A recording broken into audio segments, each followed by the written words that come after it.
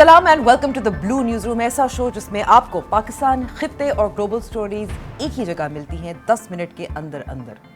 पहले headlines. South Asia की नई सफ बंदी, अरब ताकतें मरकज, पाक सऊदी डिफेंस पैक्ट, भारत का यूएई से दिफाई मुआहदा। मगरिब की खुशफहमी का खात्मा, क्या रूल्स बेस्ड ऑर्डर सिर्फ एक मुनाफिकाना धोखा था?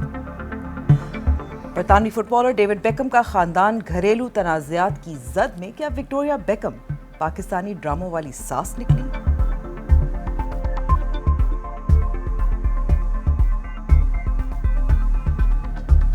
तो आज की टॉप स्टोरी ऐसी है जो पाकिस्तान में इस पर खुलकर डिस्कशन नहीं हो रहा। साउथ एशिया एक नई सफबंदी देख रहा है जिसका सेंटर पॉइंट बज़ाहिर अरब ताकतें हैं। सऊदी अरब और पाकिस्तान के डिफेंस पैक्ट के बाद शायद वक्त की ज़रूरत को समझते हुए भारत अपनी ग्लोबल तन्हाई समेटने की कोशिश कर रहा है। गुज़िश्ता रोज़ इंडिया का यूएई के साथ इसी तर्ज का दिफाई ताउन का मुआहदा सामने आया, जिसे पाकिस्तान अपने इलाकाई इत्तेहाद के असर को महदूद करने की कोशिश के तौर पर देख रहा है, जबकि आलमी सियासी माहिरीन इसे भारत का काउंटर स्टेप करार दे रहे हैं। जितना इंडिया अपने आप को पाकिस्तान से डी लिंक करने की कोशिश कर रहा है, उतना ही रिएक्टिव नजर आ रहा है। अमीराती सदर शेख मोहम्मद बिन जायद अल नाहयान ने इंडिया का मुख्तसर दौरा किया, जिसके दौरान दोनों ममालिक में कई मुआहदे तय पाए, लेकिन सबसे ज़्यादा ज़ेर बहस मुआहदा दोनों ममालिक के दरमियान स्ट्रेटेजिक डिफेंस पार्टनरशिप से मुतल्लिक है, जिसने सऊदी अरब, पाकिस्तान और तुर्की समेत दुनिया भर के मीडिया की तवज्जो खींच ली है। मई 2025 में होने वाली जंग के बाद पाकिस्तान की आलमी पजीराई और इंडिया की जंग हंसाई के बाद यूएस प्रेसिडेंट डोनाल्ड ट्रंप का पाकिस्तान की जानिब झुकाव तो इंडिया के लिए परेशान कुन था, मगर इससे ज़्यादा तशवीशनाक बात ट्रंप की बेरुखी और पाकिस्तान का बढ़ता हुआ ग्लोबल इन्फ्लुएंस था। सऊदी अरब और तुर्की के साथ पाकिस्तान की डिफेंस पैक्ट दर्जनों मुल्कों को JF-17 थंडर तैयारों समेत डिफेंस इक्विपमेंट की मुमकिन डील से इंडिया बैकफुट पर नजर आ रहा है। पिछले 9 महीनों में सर तोड़ कोशिश के बाद इंडिया को मिडल ईस्ट में कदम जमाने के लिए एक दरार मिली जिसका उसने भरपूर फायदा उठाया, और वो दरार है यमन के मामले पर यूएई और सऊदी अरब का कॉन्फ्लिक्ट। सहाफ़ी और तज्जियाती माहिरीन के मुताबिक बज़ाहिर यूएई यमन से खामोशी से निकल गया है, लेकिन ऐसा लगता है कि यूएई खित्ते में तवाज़ुन कायम रखने के लिए जौहरी ताकत के हामिल इंडिया के साथ शराकतदारी कर रहा है। माहिरीन ये सवाल उठा रहे हैं कि क्या इसराइल भी इस नए ट्रोइका का हिस्सा होगा, जिसके इंडिया से भी इनफरादी ताल्लुकात हैं, और यूएई के साथ भी वो अब्राहम अकॉर्ड का हिस्सा है, ताकि मिलकर इस नए सऊदी एक्सेस का मुकाबला किया जा सके, जिसका तुर्की भी हिस्सा है।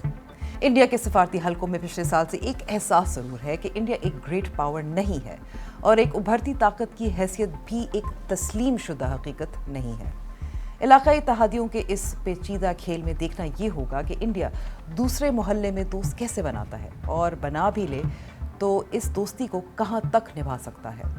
इंडिया के गिर्द पहले ही कमज़ोर दीवारें हैं। बांग्लादेश नाराज़ है, नेपाल असर रसूख से आज़ाद हो चुका है, एक जानिब चीन और दूसरी जानिब पाकिस्तान यानी रज़िया गुंडों में फंसी है और बचाने वाला ढूंढ रही है।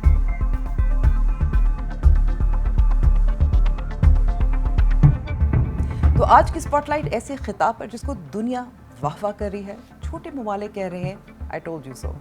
कनेडियन वज़ीर आज़म ने वो कह दिया जो पाकिस्तान जैसे छोटे ममालिक को पहले से ही पता था। फ़र्क इतना है कि ट्रंप के अमेरिका ने मगरबी और फर्स्ट वर्ल्ड की मुनाफिकत और दोहरे मयार का पर्दा फाश कर दिया। तो डावोस में वर्ल्ड इकोनॉमिक फोरम के खिताब में Canadian prime minister mark Carney ने क्या कहा? उन्होंने वाज़े किया कि हालिया आलमी हालात से ये साबित हो गया है कि रूल्स बेस्ड इंटरनेशनल ऑर्डर मौसर तौर पर ख़त्म हो चुका है।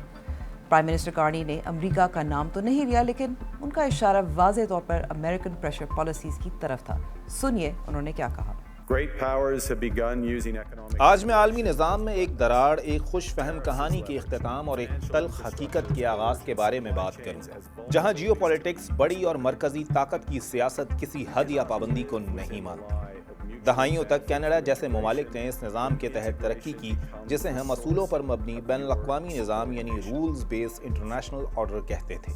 ہم اس کے اداروں میں شامل ہوئے، اس کے اصولوں کی تعریف کی اور اس کی پریڈکٹیبلٹی سے فائدہ اٹھایا، اور اسی وجہ سے ہم اس نظام کی پناہ میں اقدار پر مبنی خارجہ پالیسی چلا سکے۔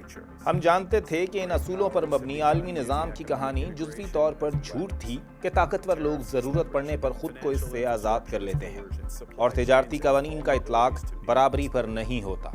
ہم یہ بھی جانتے تھے کہ رولز بیسڈ آرڈر کا نفاذ اس بات پر منحصر ہوتا ہے کہ ملزم کون ہے اور مظلوم کون۔ تو رولز بیسڈ آرڈر ایک ایسا بین الاقوامی نظام تھا جو ممالک کے تعلقات اور کانفلکٹس کو رولز اور پرنسپلز کے تحت منظم کرنے کی کوشش کرتا تھا۔ اس کا مقصد گلوبل پیس قائم رکھنا اور طاقتور اور کمزور ممالک کے درمیان توازن پیدا کرنا تھا۔ لیکن عملی دنیا میں یہ نظام اکثر طاقتور ممالک کی انٹرسٹ کا انسٹرومنٹ بن گیا، جبکہ کمزور ممالک کے لیے انصاف اور مساوات کا وعدہ اکثر صرف وعدہ ہی رہا۔ تو کینیڈا اور فرانس جیسے مڈل پاورز کے بارڈرز، اکانومی اور ڈیفنس اب خطرے میں ہے۔ لیکن اس رولز بیسڈ انٹرنیشنل آرڈر کے بارے میں فلسطین، افغانستان، عراق، سیریا سے پوچھیں۔ بین الاقوامی تجارتی قوانین اکثر طاقتور ممالک کے مفاد میں بنائے گئے، جس کی وجہ سے ترقی پذیر ممالک کو اپنے خام مال کی منصفانہ قیمت حاصل کرنے میں دشواری ہوئی اور وہ قرضوں کے بوجھ تلے دب گئے۔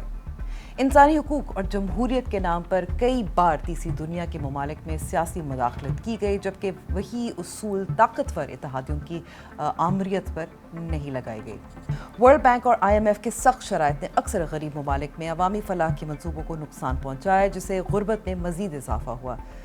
صنعتی ترقی یافتہ ممالک نے دہائیوں تک ماحول کو آلودہ کیا، لیکن اب اس کے اثرات اور عالمی پابندیوں کا بوجھ ان ترقی پذیر ممالک پر ڈالا جا رہا ہے جو اس تباہی کے ذمہ دار نہیں تھے۔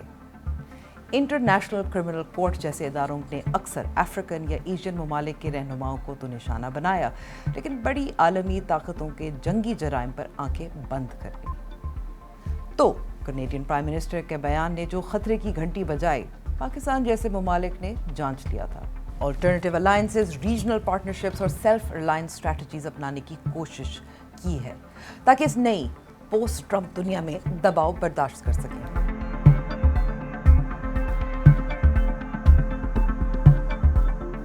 اور آخر میں کہانی گھر گھر کی۔ ساس بہو کی لڑائی صرف ہمارے گھروں کا مسئلہ نہیں، بلکہ UK میں انگریزوں نے بھی ہمارا رنگ پکڑ لیا ہے۔ معروف فٹ بال اسٹار ڈیوڈ بیکہم کے خاندانی اختلافات کی خبروں سے سوشل میڈیا پر ہلچل مچی ہوئی ہے۔ اطلاعات کے مطابق سر ڈیوڈ بیکہم کی اہلیہ وکٹوریہ بیکہم نے مشرقی ساس کی طرح بیٹے کی نجی زندگی کنٹرول کرنے کی کوشش کی۔ جواب میں ان کے بیٹے بروکلن بیکہم نے سوشل میڈیا پر تفصیل سے اپنے دکھڑے روئے اور اپنی ماں پر کئی الزام لگائے، جن میں سے اکثر کا تعلق ان کی شادی سے تھا۔ ان کا کہنا تھا کہ وکٹوریہ بیکہم نے ان کی شادی کے موقع پر اس وقت رنگ میں بھنگ ڈال دیا جب وہ اپنی نئی نویلی دلہن کے ساتھ پہلا ڈانس کرنے والے تھے۔ بروکلن کے مطابق یہ ڈانس کئی ہفتے پہلے سے طے تھا، اور جب میں اسٹیج پر ڈانس کرنے گیا تو میری والدہ وہاں پہلے سے موجود تھیں۔ 500 مہمانوں کے سامنے والدہ کے ساتھ ڈانس کر کے انہیں شدید شرمندگی کا سامنا کرنا پڑا۔ ان کا دوسرا الزام بھی کچھ اسی قسم کا ہے کہ وکٹوریہ بیکہم نے عین وقت پر دلہن کا لباس تیار کرنے سے انکار کر دیا اور ان کی شادی سابوٹاژ کرنے کی کوشش کی۔ اس کے علاوہ بروکلن نے اپنی پوسٹ میں بیکہم خاندان کی تصویر کے حوالے سے الزام لگایا کہ ڈیوڈ بیکہم کی 50ویں سالگرہ پر انہیں ملنے نہ دینا اور ان پر نام کے حقوق سے دستبردار ہونے کے لیے دباؤ کا الزام بھی لگایا۔ بیکہم خاندان کی جانب سے اب تک ان الزامات کا کوئی رد عمل سامنے نہیں آیا، تاہم سوشل میڈیا پر ان خبروں کے خوب چسکے لیے جا رہے ہیں۔ آج کے لیے اتنا ہی۔ فیڈ بیک ہمیں ضرور دیجیے گا ہمارے کامنٹ سیکشن میں۔